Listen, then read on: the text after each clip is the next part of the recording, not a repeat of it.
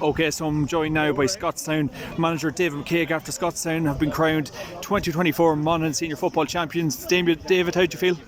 I feel excited, I feel delighted, I feel thrilled, and I also feel relieved because Clontarf came to us this evening with a ferocious appetite to take the title. I'm just delighted their players responded to that challenge and met it and overcame it, so I'm absolutely delighted. A war of attrition out there, David. It was a real, I suppose, dogfight at occasions, and probably not a game for the ages, but you really fought through and dug it out, I suppose. You used the word dogfight. That's a word we've used an awful lot over the last 3 or 4 weeks, and we were ready for that dogfight, and only that we were, I suppose, prepared for it physically, mentally, and tactically. I suppose we wouldn't have overcome that challenge that Clontarf brought today. So it was a scrap and a battle, and that's a championship game, it's a championship final. Of course it's going to be that way. Overall, kind of thoughts on the game, David? I suppose it was quite defensive at times, and kind of a lot of kind of backwards passing and kind of sideways passing. So was that, as you said, like it's real kind of championship intensity out there? But was overall thoughts on the game? Yeah, the conditions were tough, and mistakes were probably the error rate was probably high.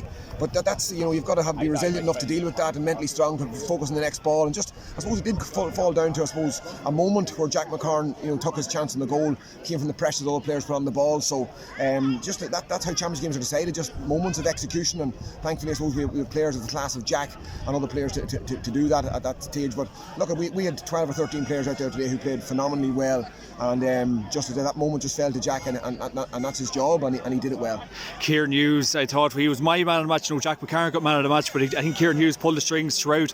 David, he did an incredible game, real old dog for the hard road sort of stuff. He's an amazing man, Kieran. He's technically awesome, he's very cool under pressure, and he's a major part of our team. But he's only a part of our team like the other 37 fellas in the panel, and I suppose that's what Kieran gets challenged every night in Kilmore in training, and that's what has him, I suppose, in that presence and that shape to play the way he played today. So look, he's one of many great players that we have. Absolutely. And thoughts on Jack McCarn's performance as well, getting man of the match today? Took the goal very well, and I suppose when he got the goal, that was an early game setting match.